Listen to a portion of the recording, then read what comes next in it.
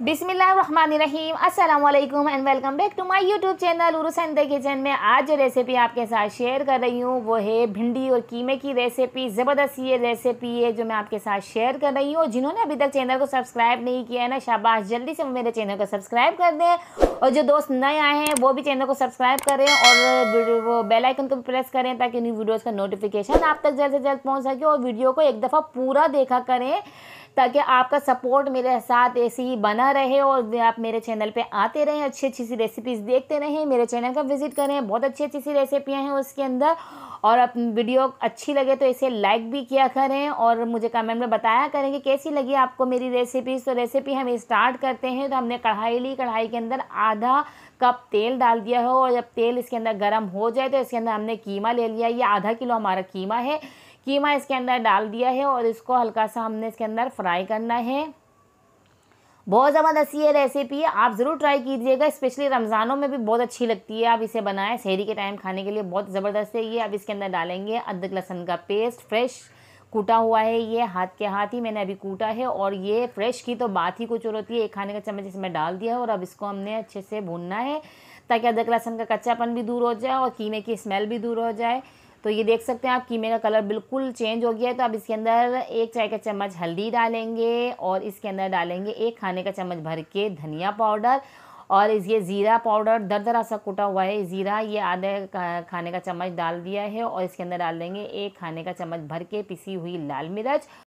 नमक टेस्ट के हिसाब से शामिल करेंगे और इसको मसाले के साथ अच्छे से मिक्स करेंगे ताकि मसाले अच्छे से इसके अंदर भुन जाएं थोड़े से। तो ये सारे मसाले देख सकते हैं आपने, इसको हमने थोड़ा सा मिक्स किया 1-2 सेकंड के लिए। उसके बाद हमने टमाटर कट करके रख लिए थे, ये 3 टमाटर लिए हैं तो ये डाल दिए हैं इसके अंदर। मैं पील करके डालती हूँ, आप जैसे डालना चाहें डाल सकते हैं, आप प्यूरी भी डाल सकते हैं इसके अंदर।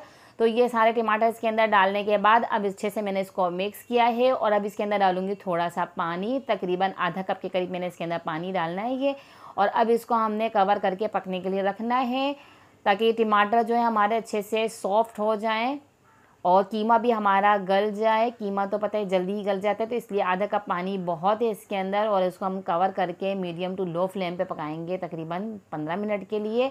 और भिंडियाँ यहाँ हमने फ्राई करने रख दी जब तक हमारे वहाँ पे कीमा गल रहा है। तो भिंडी ले ली थी हमने, तकरीबन 250 ग्राम हमारी भिंडी है और हमने 3 ही प्याज ली थी, वो हमने कट कर ली। और इन दोनों को हमने डीप फ्राई कर लेना है, दोनों को साथ ही फ्राई कर लेंगे ताकि प्याज का भी अच्छे से फ्लेवर आना शुरू हो जाए भिंडियों के अंदर। साथ साथ ही इसको हमने फ्राई कर लेंगे और भिंडी हमारी अच्छे से फ्राई हो जाए तो हम, और प्याज को हमने ज़्यादा कलर चेंज नहीं करना है तो इसीलिए साथ ही फ्राई कर लेंगे। ये देखें दोनों चीज़ें हमारी फ्राई हो चुकी हैं। इतना जब इसमें कलर आ जाए, इस तरीके से ये फ्राई हो जाए, इसका पानी ड्राई हो जाता है भिंडियों का, तो फिर हमने इनको निकाल लेना है। यहाँ हमारा कीमा भी अच्छे से गल चुका है तो और टमाटर अच्छे से इसको मैश कर दें, गल चुके हैं टमाटर सारे, पानी इसका ड्राई हो गया है। हमने अच्छे से इसको भुनाई करनी है, टमाटरों को चमचे की मदद से मैश कर दें। अगर कोई चंक्स रह जाएँ तो कोई मसला नहीं है, अच्छे लगते हैं मुंह में आते हैं तो कोई मसला नहीं है।